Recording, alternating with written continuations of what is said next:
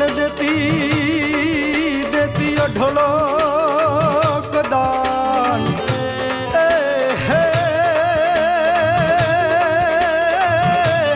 એ હવે ગાયું જીવે ધરણી પરે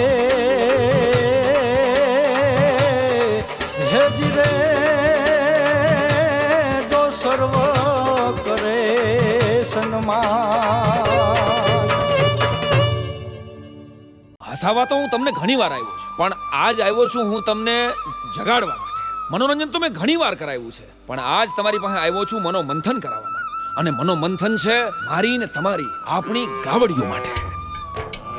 ગાય આખા જગતની જેને માં કહેવામાં આવી છે, ગાય વિશે મારે આજે તમને ઘણું કહેવું છે. પણ પહેલા મારે ઈ જાણવું છે કે ગાય એટલે તમારા મતે શું છે? ગાય એટલે અમારી માં છે. ગાય બસાવો, ગાય આપણને બસાવે.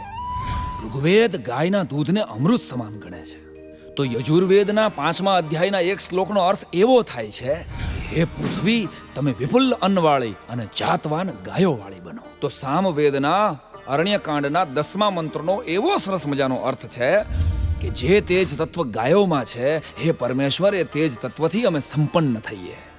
અને અથર્વવેદના 4થા સૂક્તમાં તો એમ કહ્યું છે કે ગાયોનું દૂધ વિશ્વનું શ્રેષ્ઠ વેતસ છે, અર્થાત સંતતિદાતા છે.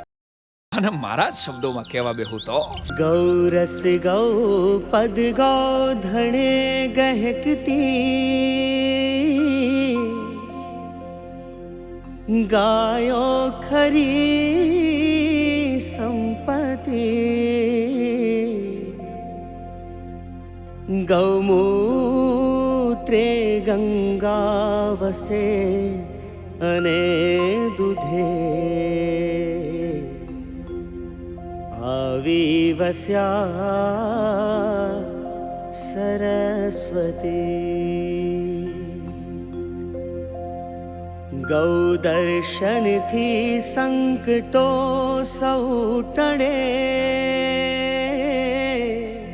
સેવા થકી સંતતિ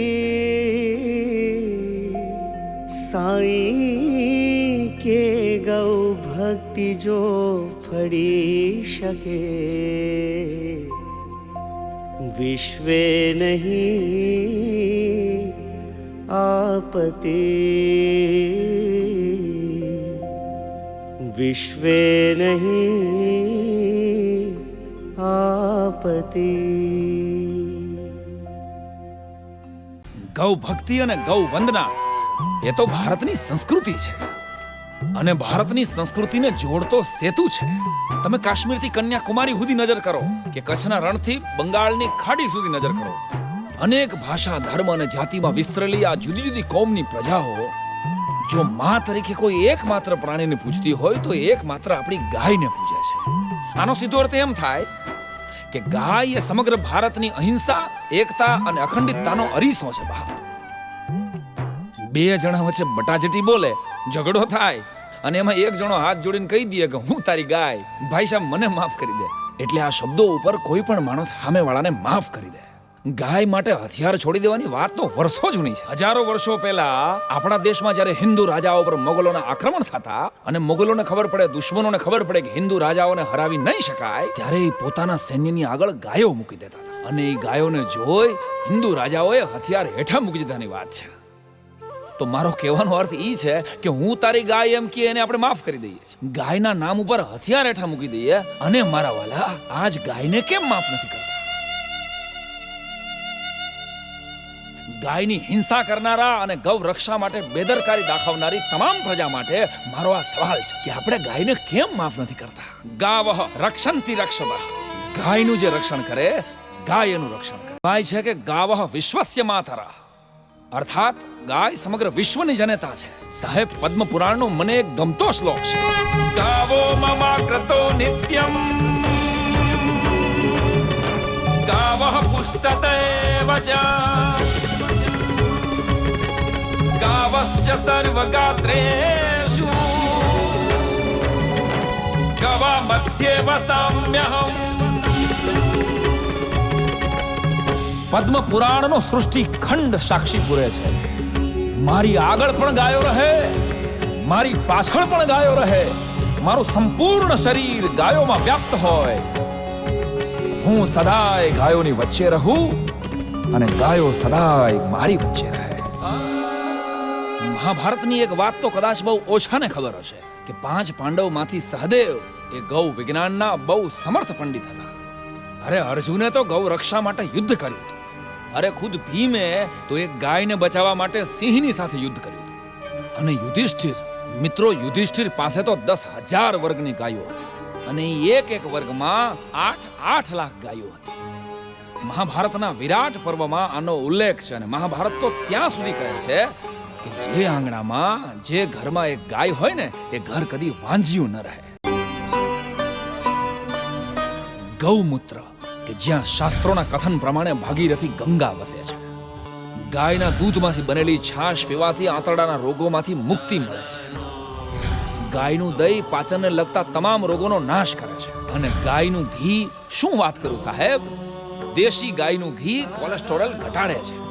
ડોક્ટરોને પૂછી લેવાની છૂટ સાહેબ.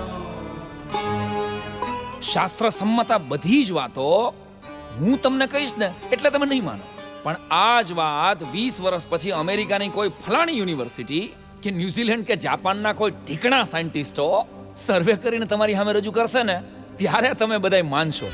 બરાબર ને? યાદ રાખજો મારા વાલા, આજે જો ગૌ સંવર્ધન નહીં કરીએ ને તો 20 વર્ષ પછી ભારત પાસે ભારતની એકેય ગાયું જ નહીં હોય. અને 100 વર્ષ ધોળિયાઓની ગુલામી બેઠી છે ને એટલે ધોળિયાઓની કોઈ પણ વાતને સલામી મારીને સ્વીકારવાની સારી ટેવ પડી.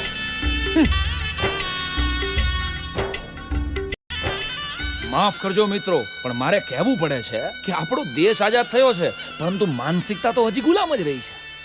એટલે તો આપણને આપણા શાસ્ત્રો કરતા આ ફોરેનના સર્વે ઉપર વધારે વિશ્વાસ બેસવા લાગ્યો છે. ફોરેનના શેમ્પૂ ને ફોરેનના સાબુ ને ફોરેનની ગાડી ને ફોરેનના ફાસ્ટ ફૂડ, અને આટલાથી પૂરું નહોતું તો જાણે ફોરેનથી આપણે જર્સી ગાયું લઈ આવ્યા. એચએફ અને જર્સી ગાયો દ્વારા આપણે જ આપણા દેશી ગૌવંશનો વગર તલવારે કતલે આમ કર્યો છે. બાંગરા ખૂટિયા રખડતા મૂકી અને બુહળીઓ વાળી દીધો આપણા દેશી ગૌવંશનો. હવે આ 20 વર્ષ પછી જર્સી ગાયોની આરતી ઉતારજો જર્સી પહેરીને.